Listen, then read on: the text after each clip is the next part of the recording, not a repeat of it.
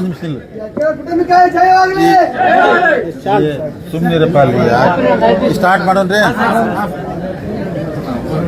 So ಅಂದ್ರೆ ಇವತ್ತು ಆಫೀಸಲ್ಲಿ ಅನೌನ್ಸ್ ಮಾಡಿದ್ದಾರೆ ಅಂದ್ರೆ ಚುನಾವಣೆ ಅಧಿಕಾರಿಗಳ್ರಿ ಏನು 16 ಸ್ಥಾನಕ್ಕೆ ಚುನಾವಣೆ ನಡೆದಿದ್ದು ಅದ್ರಾಗ 9 ಅವಿರೋಧ ಆಯ್ಕೆ ಆದ್ವಿ. ಸೊ ನಾವು 13 ಜನ ಏನು ಪ್ಯಾನೆಲ್ ಮಾಡಿದ್ವಲ್ಲ ರೀ 13 ಜನದಾಗ 7 ಜನ ಕ್ಲಿಯರ್ ಕಟ್ ಅಂದ್ರೆ ಅವಿರೋಧ ಆಯ್ಕೆ ಆದ್ರೆ ಅವ್ರು ಆಯ್ಕೆ ಆದ ನಂತರ ಇನ್ನಿಬ್ಬರದು ನಾನು ಹೇಳಿದ್ದೆ. ಯಾಕಂದ್ರೆ ರಾಜು ಕಾಗೆ ಅವ್ರ ಕಾಗವಾಡ ಉಸ್ತುವಾರಿ ಸಚಿವರು ಆದೇಶ ಮೇರೆಗೆ ಅವ್ರಿಗೂ ಅಪೋಸ್ ಮಾಡಿದ್ದೀವಿ. ಕಾಮನ್ ಕ್ಯಾಂಡಿಡೇಟ್ ಗಣೇಶ್ ಹುಕ್ಕೇರಿ ಅವರು ಅಪೋಸ್ ಅಂದ್ರೆ 9ಗೆ ಅವಿರೋಧ ಆಯ್ಕೆಯಾಗಿ ಇನ್ನು 7 ಸ್ಥಾನಕ್ಕೆ ಅಕ್ಟೋಬರ್ 19 ಚುನಾವಣೆ ನಡೀತಾ ಇದಾವೆ. ಸೊ ನಾವು ನಾಳಿದ ನಾವು ಎಲ್ಲೆಲ್ಲಿ ಕ್ಯಾಂಡಿಡೇಟ್ ನಿಲ್ಲಿಸಿದ್ದೀವಿ ಅಲ್ಲಿ ಸೀರಿಯಸ್ ಆಗಿ ಆ ಕ್ಯಾಂಡಿಡೇಟ್ನ ಗೆಲ್ಸಕ್ಕೆ ಏನೇನು ಪ್ರಾಮಾಣಿಕ ಪ್ರಯತ್ನ ಮಾಡಬೇಕು ನಾವು ಮಾಡ್ತೀವಿ. ಮತ್ತೆಲ್ಲ ತಮ್ಮ ಮಾಧ್ಯಮದ ಮುಖಾಂತರ ನಾವು ಸಾಕಷ್ಟು ಸಲ ಹೇಳಿದ್ದು ನಾವು ಜೊಲ್ಲೆಯವರು ಎಲ್ಲರೂ ಕೂಡ ಏನು ಚುನಾವಣೆ ಮಾಡಾಕತ್ತೀವಿ. ನಾವು 12 ಸೀಟ್ ಗೆಲ್ತು ಅಂತ ಹೇಳಿದ್ವಿ. ಇದಕ್ಕೆ ನಾವು ರೀಚ್ ಆಗಕ್ಕೆ ಬಂದಿದ್ವಿ. ಯಾಕಂದ್ರೆ ಆಲ್ರೆಡಿ ಹೆಚ್ಚು ಕಮ್ಮಿ ಬಹುಮತ ಅಂದ್ರೆ ಆದಂಗೆ ಆಗಿಬಿಟ್ಟು ನಮ್ಮ ಬಹುಮತ ಆಯ್ತು. ಈಗ ಇನ್ನು ಮುಂದಿನ ಸೀಟ್ ಎಷ್ಟು ಜಾಸ್ತಿ ಗೆಲ್ಲಕ್ಕಾಗ್ತೈತಿ ಗೆದ್ಕೊಂಡು ಅಂದ್ರೆ ಆಡಳಿತ ಮಂಡಳಿ ಇನ್ನೂ ಗಟ್ಟಿ ಮಾಡೋಕ್ಕೆ ಪ್ರಾಮಾಣಿಕ ಪ್ರಯತ್ನ ಮಾಡ್ತೀವಿ. ಮುಂದಿನ 5 ವರ್ಷ ನಮ್ಮ ಗುರಿ ಅಂದ್ರೆ DCC ಬ್ಯಾಂಕ್ ನಾವು ಎಲ್ಲರೂ ನೇತೃತ್ವದಲ್ಲೇ ಅಗದಿ ಪ್ರಾಮಾಣಿಕವಾಗಿ ಗಟ್ಟಿಯಾಗಿ ಇನ್ನೂ ಬ್ಯಾಂಕನ್ನು ಚಲೋ ನಡೆಸಿ DCC ಬ್ಯಾಂಕ್ ಮುಖಾಂತರ ಬೆಳಗಾವಿ ಜಿಲ್ಲೆ ರೈತರಿಗೆ ಗ್ರಾಹಕರಿಗೆ ನೌಕರಸ್ಥರಿಗೆ ಇವ್ರಿಗೆಲ್ಲ ಒಳ್ಳೆಯದಾಗಿ ಈ ದೃಷ್ಟಿ ಇಟ್ಕೊಂಡು ನಾವು ಒಳ್ಳೆಯ ಕೆಲಸ ಮಾಡ್ತೀವಿ. ಅದಕ್ಕೆ ನಮ್ಗೆ ಅವಿರೋಧ ಆಯ್ಕೆ ಮಾಡೋಕ್ಕೆ ಸಹಕಾರ ಕೊಟ್ಟಂಥ ಎಲ್ಲ ಮುಖಂಡರಿಗೆ ಕಾರ್ಯಕರ್ತರಿಗೆ ಅಭಿಮಾನಿಗಳಿಗೆ ತಮ್ಮ ಮಾಧ್ಯಮ ಮುಖ ಅನಂತ ಅವ್ರಿಗೆಲ್ಲ ಧನ್ಯವಾದ ಹೇಳ್ತೀನಿ. ಇನ್ನು ತಾವೇನು ಕೇಳೋದು ಕೇಳ್ತೀನಿ. ಪ್ರಕಾಶ್ ಹುಕ್ಕೇರಿ ಅವರು ನಮ್ದು ಯಾವುದು ಬಣ ಅಲ್ಲ ಅನ್ನುವಂಥದ್ದನ್ನ ಹೇಳಿರುವಂಥದ್ದು. ಈಗ ಪ್ರಮಾಣ ಪತ್ರ ತಗೊಳಕ್ ಬಂದಿದ್ರು. ನಾವು ಯಾವ ಬಣನೂ ಅಲ್ಲ, ಸ್ವತಂತ್ರವಾಗಿ ನಿಂತಿದ್ವಿ, ಸ್ವತಂತ್ರವಾಗಿ ಗೆದ್ದು ಬಂದಿದ್ದೀವಿ. ಯಾರಿಗೂ ನಾವು ನಾಮಿನೇಷನ್ ಮಾಡಬೇಡ ಅಂತ ಯಾರಿಗೂ ಹೇಳಿಲ್ಲ. ಈಗ ನಾವು ನಾಮಿನೇಷನ್ ಮಾಡಕ್ ಬಂದಿದ್ರೆ ನಮಗೆ ಚಿಕ್ಕೋಡಿ ಸಂಬಂಧ ಇಲ್ಲ. ಅದು ಉಸ್ತುವಾರಿ ಸಚಿವರು ಪ್ರಭಾಕರ್ ಕೋರೆ ಅವರು ಕೂಡಿ ಮಾಡಿದಾರೆ ಇದು. ಸೊ ಇವತ್ತು ನಾವು ಅದ ಸ್ಟ್ಯಾಂಡ್ ಇದೆ ನಮ್ಮದು. ನಾವು ಹೇಳ್ತಲ್ಲ ಈಗ ನಮ್ಮ ಕ್ಲಿಯರ್ ಕಟ್ ನಮ್ಮ 13 ಗುಂಪೊಳಗೆ 7 ಜನ ಕ್ಲಿಯರ್ ಕಟ್ ನಮ್ಮದಂಥ ಪ್ಯಾನಲ್ದಿಂದ ಆಯ್ಕೆ ಆಗಿದ್ದಾರೆ.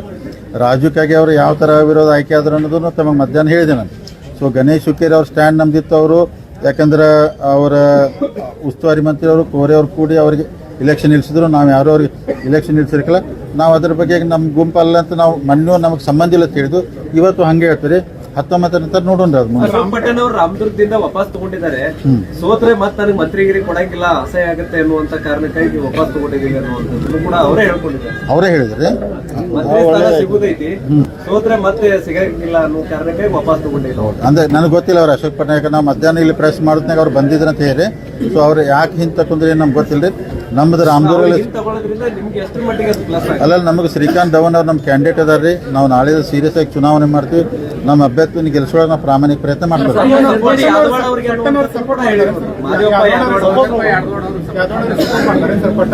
ಗೊತ್ತಿಲ್ಲ ನಮಗೆ, ಯಾಕಂದ್ರೆ ಅವ್ರು ಯಾರಿಗೆ ಇಲ್ಲ ನನಗೂ ಅವ್ರು ಯಾರಿಗೆ ಸಪೋರ್ಟ್ ಮಾಡ್ತಾರೆ ಗೊತ್ತಿಲ್ಲ. ನಮ್ಮ ಕ್ಯಾಂಡಿಡೇಟ್ ಧವನ್ ಇದಾರೋ ನಮ್ಮ ವೋಟರ್ಸ್ ನಾವು ನಾಳೆ ಚುನಾವಣೆ ಮಾಡ್ತೀವಿ. ಸೀರಿಯಸ್ ಆಗಿ ನಮ್ಮ ಕ್ಯಾಂಡಿಡೇಟ್ ಗೆಲ್ಸಕ್ಕೆ ನಾವು ಪ್ರಾಮಾಣಿಕ ಪ್ರಯತ್ನ ಮಾಡ್ತೀವಿ. ಅಲ್ಲ, ಕೆಲವೊಂದು ಜನ ಹೋಗ್ತಾರೆ ಈಗ, ಯಾಕಂದ್ರೆ ಅನಿವಾರ್ಯ ಪರಿಸ್ಥಿತಿ ಬಂದಲ್ರಿ. ಕೆಲವೊಂದು ಜನ ಯಾಕಂದ್ರೆ ಇಲ್ಲೇ ಇದ್ದಾಗ ಅವ್ರ ಮ್ಯಾಗ ಪೊಲಿಟಿಕಲ್ ಪ್ರೆಷರು ಒತ್ತಡ ಎಲ್ಲ ಬರ್ತಾವೆ. ಅದಕ್ಕೆ ಕೆಲವೊಂದು ಜನ ಟೂರ್ ನಾಳೆ ಮಾಡ್ತಾರೆ. ಅದು ಯಾಕಂದ್ರೆ 18ಕ್ಕೆ ವಾಪಸ್ ಬಂದು ವೋಟಿಂಗ್ ಮಾಡಿ ಆಮೇಲೆ ಊರಿಗೆ ಹೋಗ್ತಾರೆ. ಒಟ್ಟು ಎಲ್ಲರೂ ಆಸೆ ಏನು ನಾವು ಬಹುಮತಕ್ಕೆ ರೀಚ್ ಆಗಬೇಕಂತ ಆಗಿದ್ದೀವಿ. ಇನ್ನೂ ಹೆಚ್ಚು ಸೀಟ್ ಗೆಲ್ಕೊಂಡು ಇನ್ನೂ ಒಳ್ಳೆ ಕೆಲಸ ಮಾಡಕ್ಕೆ ಪ್ರಾಮಾಣಿಕ ಪ್ರಯತ್ನ ಮಾಡ್ತೀವಿ. ಅಲ್ಲ, ಈಗ ನೋಡ್ರಿ ನಮ್ಮದು 7 ಸೀಟ್ ಕ್ಲಿಯರ್ ಮೆಜಾರಿಟಿ ಆಗೈತೆ ನಮ್ದು. ಇನ್ನೂ ಹತ್ರವಾಗ 5 ಸೀಟ್ ಗೆಲ್ಬೇಕಂತ ನಮ್ಮ ಪ್ಲಾನ್ ಇದೆ. ಆ ಗೆಲ್ಲಕ್ಕೆ ಏನು ಮಾಡ್ಬೇಕು ನಾವು ಮಾಡ್ತೀವಿ. ಅದು ಇವತ್ತು ನೋಡ್ರಿ ಅಣ್ಣಾಸಾಬ್ ಜೊಲ್ಲೆ ಅವ್ರ ಬಗ್ಗೆ ಹೋಗಿ ಇವತ್ತು ಉಸ್ತುವಾರಿ ಮಂತ್ರಿ ಸತೀಶ್ ಜಾರಕಿಹೊಳಿ ಅವರು, ನಾನು, ಗೋಕಾಕ್ MLA ರಮೇಶ್ ಜಾರಕಿಹೊಳಿ ಎಲ್ಲ ಡೆಲಿಗೇಟರ್ 75 ಜನ ಡೆಲಿಗೇಟರ್ 85 ಜನ ಡೆಲಿಗೇಟರ್ ITC ಹೋಟೆಲ್ ಬಂದಾಗ ಅಷ್ಟು ಜನ ಕೂಡ ಭಾಷಣ ಮಾಡಿದ್ವಿ. ಯಾಕಂದ್ರೆ ಉತ್ತಮ್ ಪಾಟೀಲ್ ಅವ್ರು ಏನು ಹೇಳ್ತಿದ್ರಿ, ಸತೀಶ್ ಜಾರಕಿಹೊಳಿ ನಂಗೆ ನಿಲ್ಲ ಅನ್ನತ್ತಿದ್ರಿ. ಇವತ್ತು ಸತೀಶ್ ಜಾರಕಿಹೊಳಿ ಸ್ಟ್ಯಾಂಡ್ ಕ್ಲಿಯರ್ ಮಾಡಿರಿ. ಯಾಕಂದ್ರೆ ನಾವು ಅಣ್ಣಾಸಾಬ್ ಜೊಲ್ಲೆ ಅವ್ರ ಜೊತೆಗೆ ನಾವು ಅವ್ರಿಗೆ ಮಾಡಬೇಕು, ನೀವು ಮಾಡ್ಬೇಕು ಡೈರೆಕ್ಷನ್ ಕೊಟ್ಟಿದ್ದಾರೆ. ಸೊ ನಿಪ್ಪಾನಿ ಏನೂ ಸಮಸ್ಯೆ ಇಲ್ಲ, ನಮ್ಮ ಸೀಟ್ ನಾವು ಗೆಲ್ಕೋತೀವಿ. ಇವತ್ತು ಸತೀಶ್ ಜಾರಕಿಹೊಳಿ ಅವ್ರು ಸ್ವಂತ ITC ಹೋಟೆಲ್ ಕ್ಲಿಯರ್ ಮಾಡಿದ್ದಾರೆ. ಮೋಸ್ಟ್ಲಿ ವಿಡಿಯೋ ಕ್ಲಿಪ್ಪು ಸಿಗ್ಬೋದು ನಿಮಗೆ. ಅವ್ರು ನಾವು ಯಾವ ಕಾರಣಕ್ಕೂ ಅವ್ರು ನಿಲ್ಬೇಡ ತೆಗೆದು ಅವ್ರು ನಿಂತರು. ನಮ್ಮ ಏನು ಸಪೋರ್ಟ್ ಐತೆ ನಮ್ದು ಇಡೀ ಫ್ಯಾಮಿಲಿದು. ಅಣ್ಣಾಸಾಬ್ ಜೊಲ್ಲೆ ಅವ್ರು ನಿಂತ ಕೇಸ್ ಅವ್ರನ್ನ ಗೆಲ್ಸುವಂತ ಪ್ರಯತ್ನ ಮಾಡಿದ್ವಿ. ಅವ್ರು 100ಕ್ಕೆ 100 ಗೆಲ್ಲುತ್ತಾರೆ. ಅಲ್ಲ, ಹುಕ್ಕೇರಿದು ನಾವು ಸೀರಿಯಸ್ ರಾಜೇಂದ್ರ ಪಾಟೀಲ್ ನಮ್ಮ ಕ್ಯಾಂಡಿಡೇಟ್ ನಿಲ್ಸಿದ್ವಿ ರೀ. ಭಾಳ ಸೀರಿಯಸ್ ಆಗಿ ಇಲೆಕ್ಷನ್ ಮಾಡ್ತಾ ಇದೀವಿ. ನಾವು ಗೆಲ್ಲಬೇಕಂತ ಎಲ್ಲ ಪ್ರಯತ್ನ ಮಾಡ್ತೀವಿ. ಫೈನಲ್ ಡಿಸಿಷನ್ ಮತದಾರ ಏನು ನಿರ್ಣಯ ಕೊಡ್ತಾರೆ ನಿರ್ಣಯ ಸ್ವೀಕಾರ ಮಾಡ್ತಾರೆ. ರಾಯಬಾಗದಲ್ಲಿ ಯಾವ ರೀತಿ ಇದೆ ಸರ್? ರಾಯಬಾಗದಲ್ಲಿ ನಮ್ಮ ಅಪ್ಪಸಾಬ್ ಕುಲಗಡೆ ಅಧ್ಯಕ್ಷರು ಚುನಾವಣೆ ಮಾಡ್ತಾ ಇದ್ದಾರೆ. ಆ ಕಡೆಯಿಂದ ಒಬ್ಬರು ನಿಂತರು. ಅಲ್ಲಿ ಅಂದ್ರೆ ನಮ್ದು ಏನೂ ಸಮಸ್ಯೆ ಇಲ್ಲ, ಅದನ್ನು ಸೀಟ್ ನಾವು ಗೆಲ್ಕೋತೀವಿ. ಇದೆ ರೀ ಅಲ್ಲ ಇಲ್ಲಿ ಚುನಾವಣೆ ಒಂದ್ಸಲ ಡಿಸಿಷನ್ ಮ್ಯಾಗ ಒಂದು ಓಟ ಇಲ್ಲ ಗೆದ್ದದ ಉದಾಹರಣೆ ಭಾಳ ಅದಾವ್ರೆ. ಅದೇನು ಒಂದು ಓಟ ಐತೆ ಅಂದ್ರೆ ಏನು ಹಂಗೆ ತಿಳ್ಕೊಳಂಗಿಲ್ಲ. ನಾವೆಲ್ಲ ವಿಕ್ರಮ್ ಇನಾಮದವ್ರನ್ನ ಗೆಲ್ಸಕ್ಕೆ ಏನು ಪ್ರಾಮಾಣಿಕ ಪ್ರಯತ್ನ ಎಲ್ಲ ಮಾಡ್ತೀವಿ, ಸಕ್ಸಸ್ ಆಗ್ತಂತ ನಮಗೆ ವಿಶ್ವಾಸ ಇದೆ. ಎರಡೂ ಸೀಟ್ ನಿಮ್ಮ ಬಣಕ್ಕೆ ಸೇರಿದ್ವಾ ಹೆಂಗ್ ಸರ್? ವಿಕ್ರಮ್ ಇನಾಮದಾರ್ ಅಷ್ಟನ್ನ ಹೇಳವ್ರೆ, ಉಳಿದಿದ್ದು ನನಗೆ ಸಂಬಂಧ ಇಲ್ಲ. ಒಳಗೆ ನಿಮ್ಮ ನಿಲುವು ಏನು ಅನ್ನುವಂಥದ್ದು ಪ್ರಶ್ನೆ ಬರ್ತದೆ. ಅಲ್ಲ ನಿಮಗೆ ಮೊದಲು ಹೇಳಿನ ರೀ, ಅತನಿ ಕಾಗವಾಡ ನಾವು ಚಿಕ್ಕೋಡಿ ನಮ್ಗೆ ಅಂದ್ರೆ ಸಂಬಂಧ ಇಲ್ಲ. ಆದರೆ ಇವತ್ತು ಉಸ್ತುವಾರಿ ಸಚಿವರು ನಮಗೆ ಡೈರೆಕ್ಷನ್ ಕೊಟ್ಟರು, ನೀವು ಶ್ರೀಮಂತ್ ಪಾಟೀಲ್ ಅವ್ರಿಗೆ ಶ್ರೀನಿವಾಸಕ್ಕೆ ಕನ್ವಿನ್ಸ್ ಮಾಡಿ ತೆಗಿಸಿ ರಾಜು ಕಾಗೆಗೆ ನೀವು ಅವಿರೋಧ ಮಾಡ್ಬೇಕು ಅಂದಿದ್ದಕ್ಕೆ ನಾವು ಶ್ರೀಮಂತ್ ಪಾಟೀಲ್ನ ಅಥವಾ ಶ್ರೀನಿವಾಸನ ಕನ್ವಿನ್ಸ್ ಮಾಡಿ ಹಿಂದೆ ತಕ್ಕೋರಿ, ಮುಂದೆ 5 ವರ್ಷ ಬಿಟ್ಟು ನಿಮಗೆ ಅವಕಾಶ ಬೇಕಾದ್ರೆ ಮಾಡೋಣ ಅಂತ ಹೇಳಿ ಅವ್ರೇನು ಡೈರೆಕ್ಷನ್ ಕೊಟ್ಟರು ಆ ಡೈರೆಕ್ಷನ್ ಪ್ರಕಾರ ರಾಜು ಕಾಗೆ ಅವ್ರು ಅವಿರೋಧ ಆಯ್ಕೆ ಮಾಡಿದ್ರು. ಅದು ಕ್ಯಾಂಡಿಡೇಟ್ ನಮ್ದೆಲ್ಲ ಉಸ್ತುವಾರಿ ಸಚಿವರು ಕ್ಯಾಂಡಿಡೇಟ್.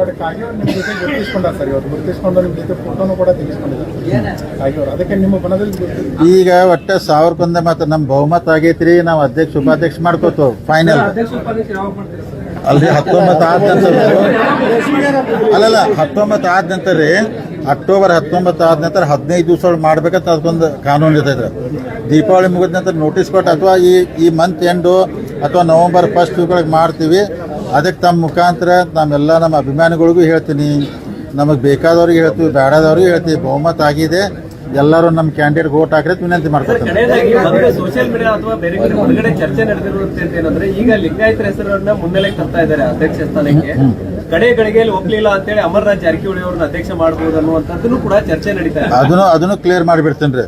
ನಾನು ಮೊನ್ನೆ ಹೇಳಿದೆ ನಿಮಗೆ, ಈಗೆಲ್ಲ ಇಷ್ಟು ಮೀಡಿಯಾ ಇದ್ರೆ ಇಷ್ಟು ಜನ ಅದಾರು, ಸುಳ್ಳು ಹೇಳೋಕ್ಕಾಗೋದಿಲ್ಲ. ನೋಡಿ ನಾವು ಹೇಳಿದ್ದು ರಾಹುಲ್ ಜಾರಕಿಹೊಳಿ ಇರ್ಬೋದು, ಅಮರನಾಥ್ ಜಾರಕಿಹೊಳಿ ಬಂದರತ್ ಇನ್ನೂ ಇದೆ. ಯಾವ ಕಾರಣಕ್ಕೂ ಆ ಥರ ಮಾಡೋಕ್ಕೆ ಹೋಗೋದಿಲ್ಲ. ನಮಗೆ ಲಾಂಗ್ ರನ್ ರಾಜಕಾರಣ ಮಾಡ್ಬೇಕೈತಿ. ಬರೀ ಡಿಸಿಷನ್ ಮ್ಯಾಗ ಒಂದೇ ನಮ್ಮ ಏಮ್ ಅಲ್ಲ, ಇನ್ನೂ ಭಾಳ ರಾಜಕಾರಣ ಮಾಡ್ಬೇಕೈತಿ. ನಾವು ಲಿಂಗಾಯತ ಸಮಾಜಕ್ಕೆ ಅಂದರೆ ಲಿಂಗಾಯತ ಸಮಾಜದವ್ರಿಗೆ ಅಧ್ಯಕ್ಷ ಮಾಡ್ತೀವಿ. 100ಕ್ಕೆ 100 ಇದ್ರಾಗ ಏನೂ ಸಮಸ್ಯೆ ಇಲ್ಲ. ನಮ್ಮ ವಿರೋಧಿಗಳು ಕೆಡ್ಸಕ್ಕೆ ಎಲ್ಲ ಅಪಪ್ರಚಾರ ಮಾಡ್ತಾರೆ ರೀ, ಏನೂ ಮಾಡೋಕ್ಕಾಗೋದಿಲ್ಲ. ಈಗ ಉದಾಹರಣೆ ಹಾಲು ಮತ್ತು ಸಮಾಜದ ಸೀಟ್ ಒಂದಿತ್ತು, ಅದನ್ನು ಕಳೆದ್ರೆ ಯಾರ್ರಿ? ಹಿಂದಿನ ಅಧ್ಯಕ್ಷರು ಕಳೆದ್ರೆ, ನಾವು ಕಳೆದಿಲ್ಲ. ಇಡೀ ಕುರುಬರ ಸಮಾಜ ಒಂದು ಸೀಟ್ ಖಾಯಂ ಇರ್ತಿತ್ತು. ಇಲ್ಲಿ ಅಂದ್ರೆ ರಿಸೀವ್ ಅದನ್ನೆಲ್ಲ ರದ್ದು ಮಾಡಿ ಕಳೆದ ಕೇಸಿ ಈಗ ಸೀಟ್ ಕೊಟ್ಟಿರ್ತಾರೆ. ಆದರೂ ನಾವು ಹಾಲು ಮತ್ತು ಸಮಾಜಕ್ಕೆ ಪ್ರಾಮಿಸ್ ಮಾಡಿದ್ವಿ, ಮುಂದಿನ ಬೋರ್ಡೊಳಗೆ ನಿಮ್ಮ ಸಮಾಜ ಪ್ರತಿನಿಧಿ ಇರ್ತಾರೋ, ನಾವು ಯಾವುದೋ ರೂಪಾಯಿ ತತ್ವ ಅಂದ್ರೆ ನಾವು ಎಲ್ಲನೂ ಕರ್ಕೊಂಡು ಹೊಂಟಿದ್ವಿ. 100ಕ್ಕೆ 100 ನಾವು ಲಿಂಗಾಯತ ಸಮಾಜ ಅಧ್ಯಕ್ಷ ಬಿಟ್ಟು ಬೇರೆ ಯಾರೋ ಮಾಡಿದ್ರೆ ನಮ್ಮ ವೈರಿಗಳು ಇನ್ನೂ 10 ಏನು ಹೆಸರು ಕೆಡಿಸು ನಾವು ತಲೆ ಕೆಡಿಸೋದಿಲ್ಲ. ಧನ್ಯವಾದ ಎಲ್ಲರಿಗೂ. ಕೈ ಮಾಡಿಲ್ಲ ಡೈರೆಕ್ಟ್ಗಳು ಮಾಡ